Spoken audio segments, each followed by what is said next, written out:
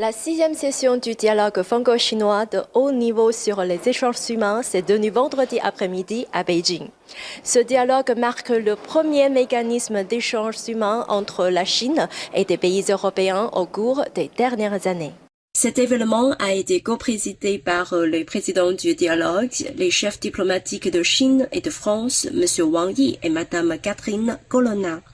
Les deux parties ont convenu de mettre en œuvre l'important consensus des deux chefs d'État et de saisir l'occasion du 60e anniversaire de l'établissement des relations diplomatiques sino-françaises et de l'année du tourisme culturel pour promouvoir les échanges humains des deux pays afin de libérer une plus grande vitalité et d'obtenir plus de résultats. Le dialogue de haut niveau sur les échanges humains est l'un des trois principaux mécanismes du dialogue entre la Chine et la France, jetant une base profonde d'opinion publique pour le développement des relations sino-françaises et accumulant des expériences utiles pour la coexistence harmonieuse des pays de civilisation et de systèmes différents. En tant que deux puissances majeures dans l'architecture de la civilisation mondiale et fervents défenseurs de l'inspiration mutuelle des civilisations, la Chine et la France doivent approfondir pleinement les échanges humains et améliorer la compréhension mutuelle et l'amitié entre les peuples. Afin de tirer parti du nouveau développement, de nouveaux résultats et de nouveaux sommets des échanges entre les peuples chinois et français et de jouer un rôle de démonstration active pour les échanges entre les civilisations sino-françaises et même du monde entier. Cette 6e session du dialogue de haut niveau sur les échanges humains constitue pour nous un nouveau départ, une sorte même de renaissance, à la veille d'une grande année, d'une très grande année, je l'espère, pour les relations bilatérales. Nous comptons sur vous, comme vous pouvez compter sur la France, pour développer des mobilités mutuellement bénéfiques.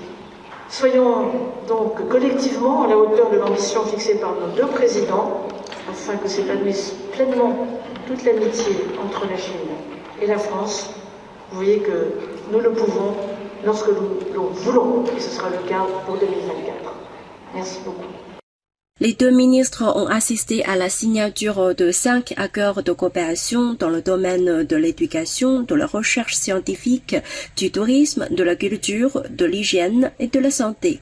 Ils ont dévoilé le logo du 60e anniversaire de l'établissement de relations diplomatiques entre la Chine et la France et celui de l'année sino-française du tourisme culturel.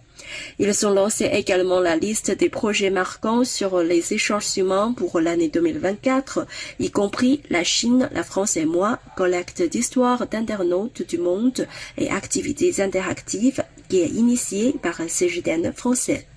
Par ailleurs, les deux parties sino-françaises ont inauguré ensemble le Centre franco-chinois de neutralité carbone, CNC, visant à fédérer les efforts de recherche entre la Chine et la France sur l'enjeu global de la neutralité carbone. Cette initiative a été créée le 6 avril 2023 lors de la rencontre entre les présidents Xi Jinping et Emmanuel Macron à Beijing. Les grands axes de recherche développés de la CNC sont l'agriculture, la biodiversité et l'environnement. Xiong Huizhong, CGTN français, Beijing.